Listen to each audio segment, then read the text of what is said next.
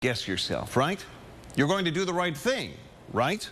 Would those questions make you feel pressured or uncomfortable? Well, they certainly made Phoenix officer Sergio Virgilio uncomfortable enough to take them to his boss. Now, he's the officer whose testimony led to murder charges against another officer, this man, Richard Crispin. And according to internal police emails, Virgilio felt those questions from these local politicians were an attempt to influence his story.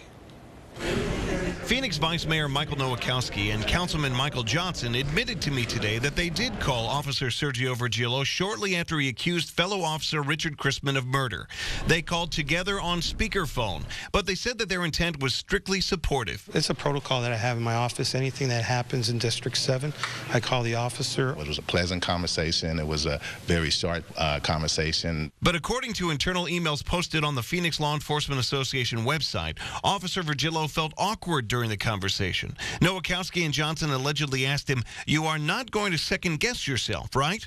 It bothered Virgilio to the point that he asked his supervisor to have calls from politicians stopped. Did you say anything to him like, we need to know that you're not going to change your story or anything to that effect? No, sir. Basically that we're here to support him and thank you for his integrity and doing the right thing. Did you say anything like that to him? Well, you know, those things that you're referring to are really secondary things that have happened, that has come from an email that has been put out through a supervisor to a lieutenant. Councilman Johnson went on to say PLEA, the union that made these emails public, has been very critical of Virgilio.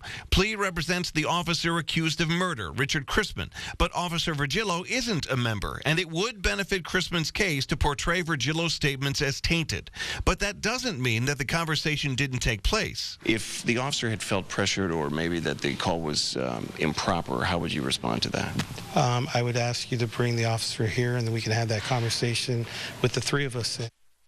Now, we asked Phoenix Police Assistant Chief Jerry Williams if Officer Virgilio's concerns about the phone call bothered her, and she said, "I always care about our employees." And pertaining to the call, she said only, "I am addressing it."